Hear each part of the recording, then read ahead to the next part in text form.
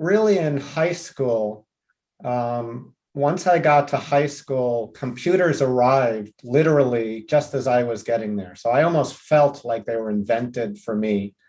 And at the time, this was in the early 80s, Rubik's Cube was popular. And I was a Rubik's Cube expert and won the Northeast US championship and things of that sort.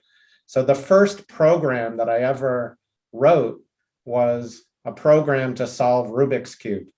So for me, there was like a transition from this puzzle into what really became my new cardboard, right? With computers, anything I could dream of, pretty much, I could build and simulate and run inside of a computer. So that, once I discovered that, kind of sophomore year or so in high school, I never looked back. It's been my one joy from that time. In the mid 2000s, I was leading the largest AI project in US government funded history. While I was there, I met an entrepreneur in residence, Doug Kitlaus.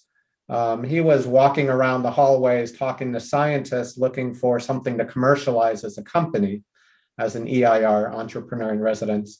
He saw what I was working on with these assistants, and he goes, that's what I want to do. And so he and I and a third co-founder, Tom Gruber, started Siri right in the end of 2007, early 2008.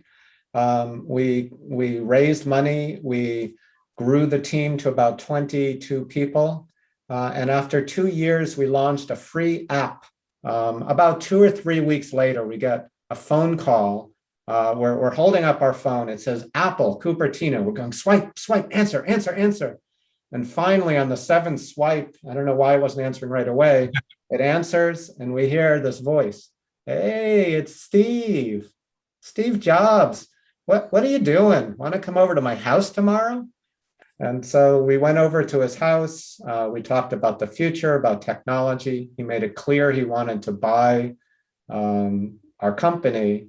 And we said, thank you, we're flattered and not interested, goodbye. But he came back, he and Scott Forstall came back about a month later and convinced us we could change the world more with Apple.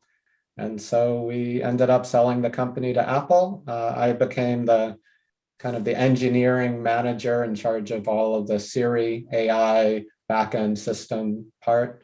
We worked for about 18 months, and then October 4th, 2011, we launched the first version of Siri. There was nothing chill about Steve Jobs. He wanted to win, and he even, at this point in time, 2010, he was desperate to achieve, right? So huge fire. The second thing I noticed about him is, he started asking questions and, just about our perspectives. And we got into our first real argument. And I learned a lot about Steve through that interaction.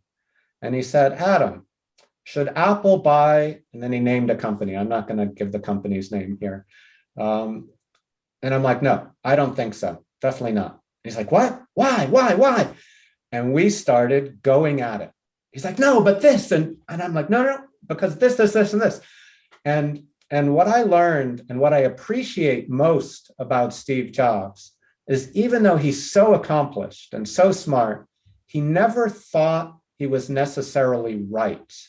He wanted to be right, but he was always open to listening to other opinions and changing his own opinion because he wanted to win. He wanted to be right. And so he would push back. And if you couldn't defend your position with facts and data and logic, he would knock you aside. Like, don't waste my time, right? I've got purpose. I have to get there. So if you're wasting my time, get out of my way. But if you could back up your opinion and perspective, he was always open and receptive to hearing it.